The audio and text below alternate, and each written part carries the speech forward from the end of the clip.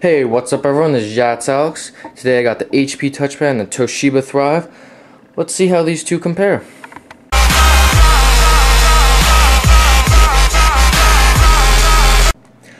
So the first thing we're going to do is go over the specs and the design. This is the touchpad from HP. On the top we have the 3.5mm jack, the sleep, hold, whatever you want to call it button, and the volume controls on the right. On the left we got the dual speakers, and on the bottom we got the mini USB. On the front we got the 2-megapixel camera and the physical home button, which I am a fan of the physical home buttons. I like that feature. On the back we have no camera, but honestly, how often are you in your backyard videotaping or taking pictures of something with a tablet? It's got this kind of piano style black, so it really attracts fingerprints, and it's got the feel of kind of a iPad, just from the fact that it's smooth, glossy, kind of heavy, but it's got that 4:3 ratio. On the other hand, we have the Toshiba Thrive, which has got the 16:9 ratio, 10.1 inches versus 9.7 inches. If you do a physical comparison of the two, you can see that this is wider and this one's longer. This one is a little lighter, but it's much thicker. I'd say this, I don't know if you can see that, but it's much thicker. It's about 1.5 the thickness. And on the front we got the 2-megapixel camera, so a little bigger. On the sides we got the power LED, low battery LED, and Wi-Fi LED. On the top we have the lock slide.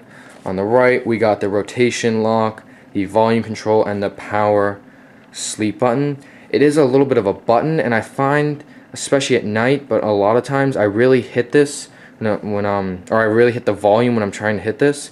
So it can be very annoying because I'm over here trying to get it to, get that to here, and I'm constantly hitting the volume, and it takes time, and it's just kind of annoying. It'd be nice if it was kind of separated, like over here on the top left or something. What are you gonna do? And then on the bottom right, we got a full-size SD card slot, so you can really expand this baby and really just kind of add or put in whatever you need. On the left, we have dual speakers, just like on the touchpad, and a docking station right here, so you can plug it into the docking station and do whatever you want with that. On the bottom we have a power slot that is much like the laptop wires on like other tablets which are powered from micro USB. This one is like a laptop computer wire. We got the 3.5mm headphone jack at the bottom instead of the top, but when you're watching movies sideways, you're not really going to notice top versus bottom. And then down here on the bottom also we got this rubber piece that can be removed to show a full-size USB, full-size HDMI, and mini USB port. So those are some very nice ports on this thing. These 3 ports and the SD slot, very useful, very nice. Let's see. On the back we got this kind of texturized rubber grip, kind of nice firm holding surface. Very different compared to the iPad if you're used to the iPad or a lot of other tablets. And we also have a 5-megapixel camera. I don't know if we mentioned that. Alright, so let's unlock these two and take a look at the we'll start off by looking just kind of at the operating systems, briefly talk about those.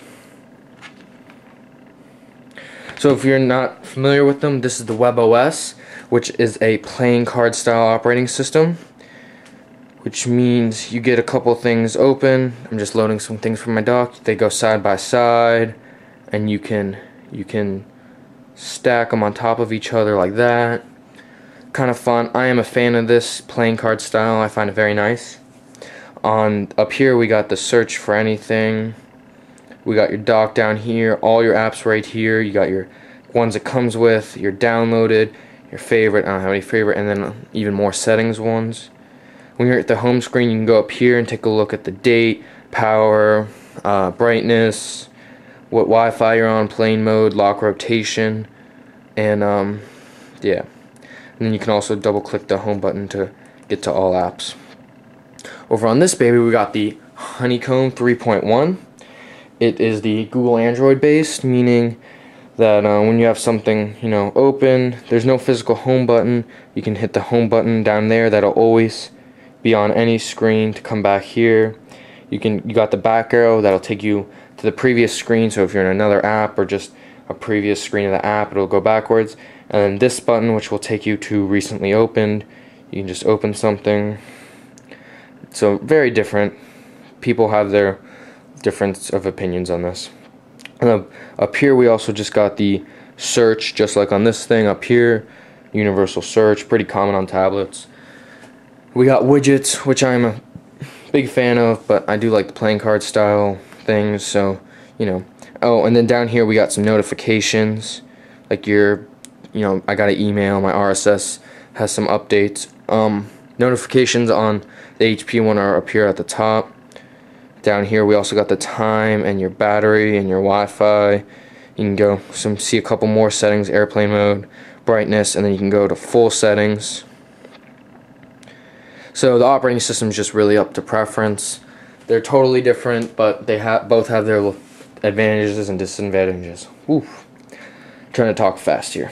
Alright, so a quick thing I want to talk about is the keyboard. On this one, because it's a little not quite as wide or long, I mean, the keyboard, you can really reach the center easy, not having to go like this. I can just, I don't know, I find it much easier to type on. I also find the keyboard much more responsive, so when I type something, the letters instantly show up there, and I just find it, I don't know, fast. Along with also having 5 rows, meaning there's numbers across the top, and I can hit the shift key to access the, just like a computer, the money, percent, at symbol, all that kind of stuff. On the Thrive, we have the common Google, or the honeycomb one, which is 4 rows, full keyboard, switch to numbers and special characters, and I find it a little laggy sometimes when I'm typing a word. And so I could imagine if you're typing a whole sentence or paragraph, it can really fall behind. If you're writing a paragraph, it could fall behind a sentence or two, and then you're just kind of writing blind and have no idea what you're writing. So that could be very frustrating. But I'm sure that'll be fixed or addressed in a future update.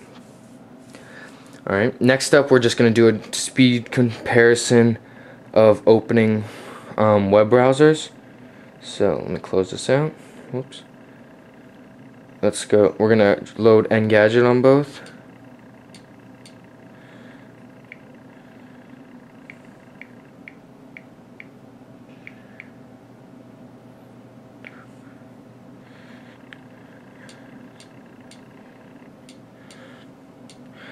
Alright, let's see if I can do this at the same time.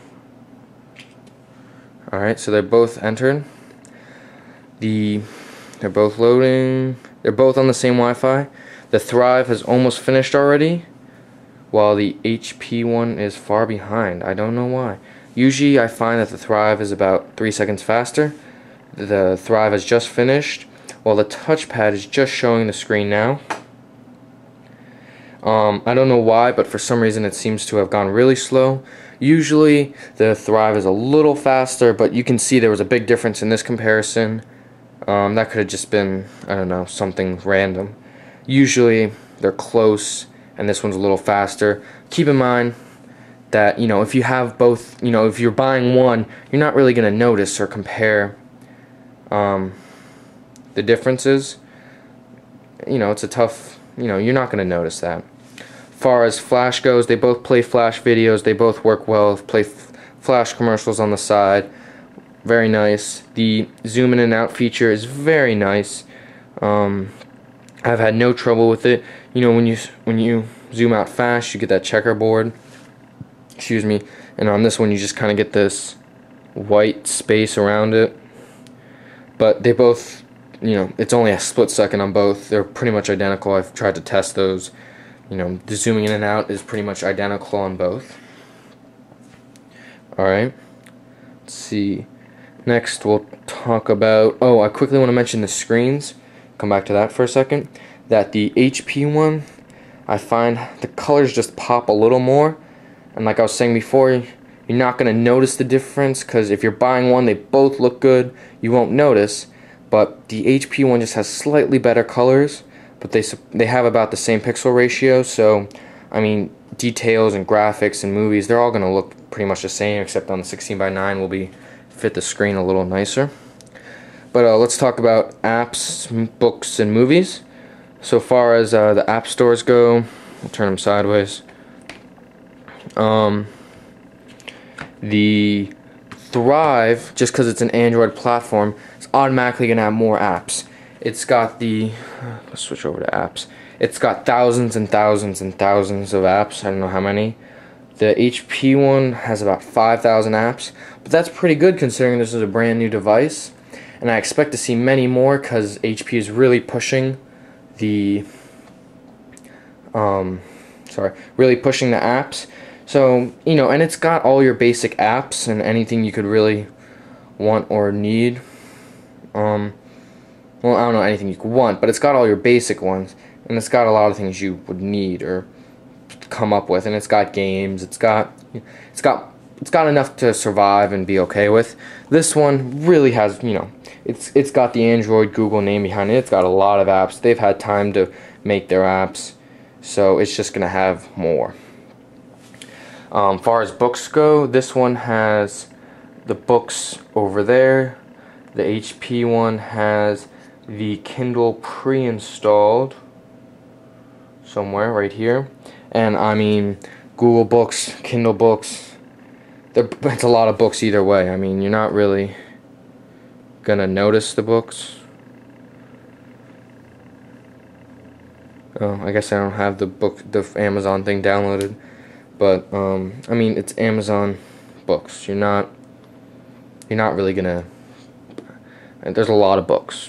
As far as movies go, the Android market is expected to get movies in the next 1 or 2 weeks for rentals and downloads and purchases. And the HP one, you can download the app, but it actually doesn't work yet. It says HP Movies, and it says coming soon. They're gonna have to stay competitive, so they're both probably gonna have the similar movies, similar prices, and similar pretty much everything as far as movies and books go, because they're both new to books and they're both about to be new to movies. So I'm going to call that a tie on the movies and books, but the games and apps definitely go to the Thrive. Let's take a quick look at let's see, why don't we try to open up Angry Birds on both of these at the same time. Let me get to, there's Angry Birds on this one. Let's see, I have Angry Birds on the screen. I'm going to try to click both of them at the same time. Hold on. Dang it, let me try that. Oh, no, I got them. So, the honeycomb one loads it a little faster. And this might be a good example. I don't know if you can see on the camera that the one on the left has slightly better colors. But as you saw, they both loaded them up very fast. I mean, you're not going to, you know, you only own one, most people. You're not going to notice the difference between the two. So, I mean, I wouldn't worry about speed. They both got the same processor, same memory. Nothing to worry about speed-wise. But once in a while, I do find on the WebOS that when you have 5, 6, 7 things open, you know, side by side, that it can get a little laggy when you have 5 or 6 things. But it's not too bad. It works well. Last thing I want to talk about is like for business people or whatever. The HP is saying it's more for business, or that business people will find it usable. I have found that to be a little untrue. Far as editing documents and stuff, the Toshiba, you can go on the marketplace, get a $14, $15 app that'll let you edit your Microsoft things, anything you want. While the HP one can only view and edit, or can only view those, and can only it'll expect to have editing soon, but can only view them. The Thrive, you can view, edit, do whatever you want. Printing, the Thrive can print to anything, any of your home printers, Wi-Fi, Bluetooth, anything, cloud. The HP currently only prints to cloud. You can always email yourself something, but that's a little slower. So far as winner, I mean, they're both very good tablets. I think you have to watch the video and make an opinion for yourself. They're both good. I'd recommend both to a friend. I think you have to go to the store and see which WebOS you like better. So, they both have their advantages and disadvantages. And that's all I have for this video. Thanks for watching. Please subscribe so you don't miss my future videos, new tablets, and thumbs up, and thanks for watching. Oh, and comment which one you would get.